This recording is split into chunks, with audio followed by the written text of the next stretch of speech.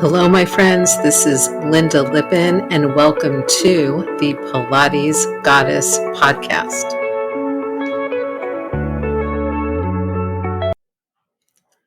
Well, hello, my friends. It's your host, Lynda Lippin, and welcome back one more time to the Pilates Goddess podcast.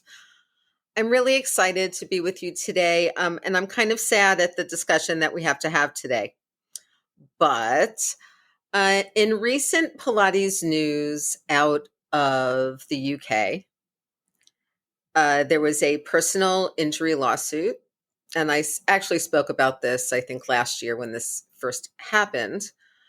But a classical musician went into a Pilates class. She went to go do something where she was weight bearing with her hands on the foot bar. The foot bar was apparently not secured correctly. So the foot bar fell, which means that she collapsed down. She broke some bones in her upper body and has been unable to work and to perform. And it looks like, at least for the foreseeable future, she is not going to be able to work or perform.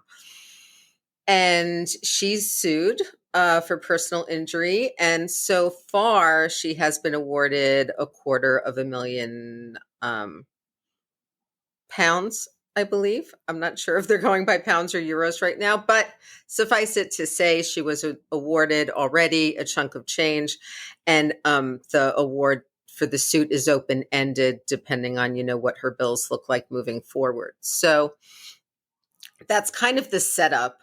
The defense that the studio made, which could be seen as appropriate, was we told our clients how to fix the bar properly, and she did not. So the bar fell. The court didn't buy that. And the reason why the court didn't buy that is because they said, something? You guys who are teaching are the trained professionals, not the clients. So you in teaching need to make sure that the machines are set up correctly and that the clients are safe. And I wanted to talk today about the things that we can do in any studio situation to ensure the safety of our clients. And I'm also going to once again address what is always the elephant in the room in any discussion of Pilates business and liability, which are the studios that are doing super large group classes. And I've spoken at length about this before on the podcast, but we've got studios in Manhattan, at least one that's teaching 30 people at one time on the Reformer. There's also a new chain, I believe, out of Australia that it has hit New York already, out in Brooklyn, called Studio Pilates. And their model is that the reformers are all set up with video screens. And you can choose to either come in, book your hour, use the equipment, and just follow along with the video workout. Or you can choose to take a class with a live teacher, but you still have the video so that you have a visual of what the exercise looks like correctly, even though you're in a class with a teacher. And this, I don't know how I feel about this model, but again, you're dealing with moving parts on equipment, and it just seems to me that there's a lot of liability and potential liability involved there. I think in many ways, what we're always looking for is to limit our liability and keep our clients safe. Okay. And keep the teacher safe and keep everybody feeling good about what they're doing. See, what I've always said is that when you set up really large group classes or you set up situations where a live teacher can't really see or address everybody in the room. And maybe the room's dark and maybe there's music and whatever else that's not usual for classical Pilates anyway. In a way, you're setting people up to fail. All right. There's going to be some clients, I can guarantee you, in that class who are not going to get the attention they deserve. The teacher is not going to feel like they did a great job teaching because they also know that there are people in the class that are not getting taken care of. At the end of class, you're like, thanking the universe that you didn't hurt anybody and that everybody made it through and everybody was able to set up their equipment properly and whatever else. But my friends, there are kind of ways through this. So if you are a new teacher, if you're a new studio owner, if you're thinking about opening a reformer studio or buying a franchise, whatever it is, just take a little listen, okay? Number one, if you're using equipment, apparatus of any form, reformer, tower, chair, a magic circle, okay? Bands. I don't care what it is. Every single class, every single client needs to be walked through the anatomy, as it were, of that piece of equipment and how to safely use it and what the moving parts are that could be an issue. Okay. So if you're working on a megaformer and that bar locks in a very specific way and looks a specific way when it locks, I'm assuming, then when you're walking your class through the anatomy of the megaformer, you have to talk to them. When your bar is locked, this is where it locks. This is how it locks. This is what it looks and feels like when it's locked versus not. So that somebody doesn't come weight bearing on the bar and have the bar fall. All right. Period. End of discussion. These are the springs. If you have different weight springs, you need to explain that, right? The green is heavier than the yellow, than the red, whatever it is that you have. Let people know that you are going to be making spring recommendations in your class, and you would love it if they would follow your recommendations and not try to go distinctly lighter or heavier. They can always ask if they need help. Okay. The number of people that I see online, like in Reddit and subreddits and things, where they hurt themselves because they decided to go heavier or lighter and then, were injured as a result of that. There's a lot of them out there. And we don't really hear about them because lots of times then people are embarrassed and they don't want to discuss it, but it happens. So every single time, these are the straps. This is where the straps live. If you're working on a machine that has adjustable length straps and people have been adjusting them, it is up to you, my friend, as the teacher, to go around before class, make sure all those straps are even length, that they're all the appropriate length. Okay. Remember that if you have people moving in and out of gear, you got a tall one, they're going into second gear, you're going to need to probably adjust the length of those straps as well a little bit, because you probably adjusted them out longer. There's just little things in there that you need to think about. Every single time you are adjusting the bar up and down, you're going to have the clients make sure that the bar is in place and not moving. I teach group reformer classes on Grotz, and every single class I start out with a big discussion about how that bar doesn't lock down, how that bar is always mobile, and how I'm going to cue them around doing a lot of pushing down and stabilizing and pushing away from that bar while they're working so that the reformer stays coherent and the bar doesn't pull up inappropriately. Okay. All of these things you need to be discussing. When you bring the box out, where does it go? Over the shoulder block, in front of the shoulder block? Does it depend on height? Is what's happening there? You need to look at the risers, make sure if you're working with risers that the risers are even, that they're where you want them for your class or for your client. But seriously, go back and forth before every class, before anybody gets on those machines, and make sure that they are set up correctly so that you can show the client what it looks like when they're set up correctly. And then they might notice when they are not. Now, why is this important? Well, obviously, number one, if any client's bar is not fixed properly, they are going to fall. I'm also going to talk to you a little bit about these other stories that I've heard and what can be done. I also read a story from a client who went into her first Megaformer class at a new studio, and the Megaformers were set up, like 15 of them on a concrete floor, and the teacher was teaching, and somehow the teacher decided to do standing side splits as like the third exercise in a beginner class. Now that's, once again, is that the best option for the third exercise in a beginner class? I would argue not. But I did not train these people, so I have no idea how they were trained or what they know. But she decided to put them standing. The client fell off the Megaformer, caught herself, did not, crush her skull. All was good.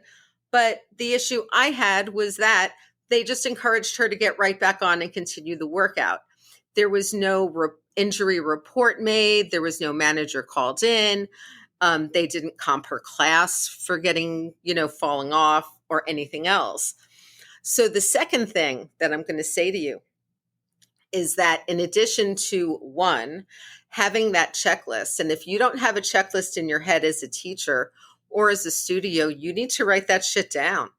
What does every client need to know about that equipment before they get on?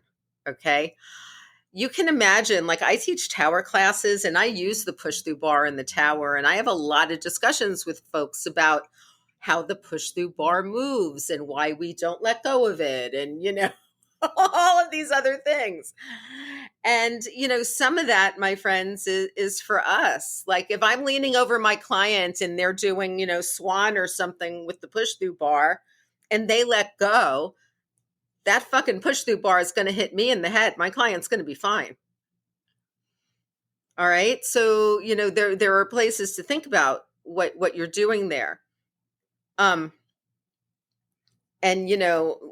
writing down maybe how you would verbally cue how these different component parts of the machine move and what they're going to feel like when they're doing it. So we start with that. Okay, don't just rely on your liability waiver. That's like bullshit. Oh, they signed a liability waiver, so we can do whatever we want here, and maybe they'll get hurt or not. Trust me, if you're found liable for creating an environment that caused that injury to that client, that client's getting some money from you or your insurance company. So, know this. Plus, you're going to have to spend time in court. It's just a giant pain in the ass. Or you're going to settle out of court, in which case you're still going to have to deal with the legal system and money and your insurance company. So best to have these things not happen, except in, cases of extreme emergencies.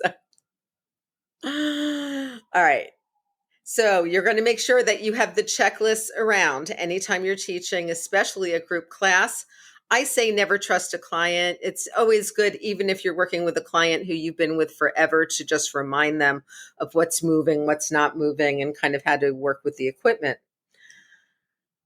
So you're going to go through that whole checklist. You are going to speak pieces of the checklist as you're moving through the workout. Every time I have somebody use the foot bar on the Gratzer former, I discuss the fact that they're not going to pull the bar up. Okay. Like I have this discussion a lot. So just know those places where you have to have those discussions with people about staying safe on that equipment.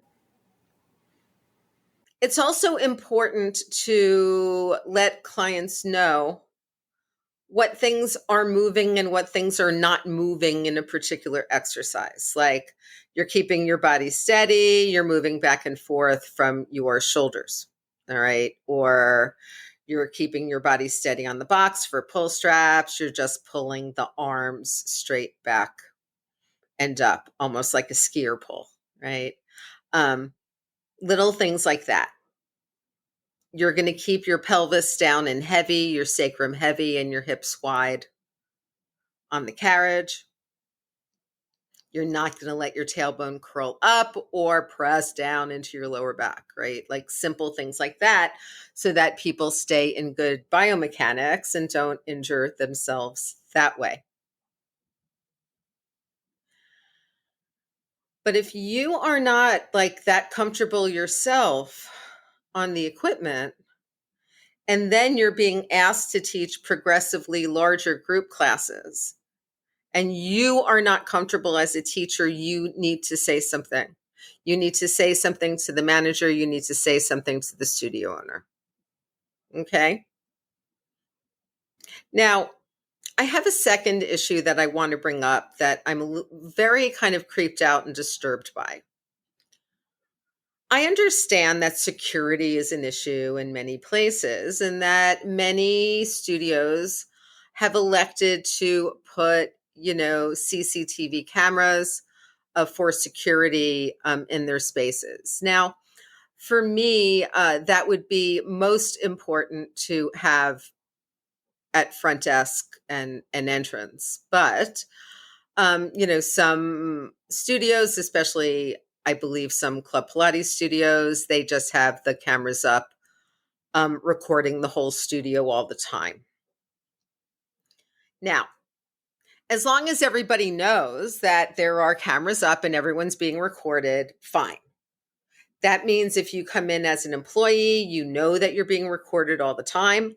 That also means that somewhere in your contract, okay, there should be some clauses about them not being able to use that security footage for anything else but security, not be able to use the videos of you teaching or exercising for their own marketing purposes, yada, yada, yada.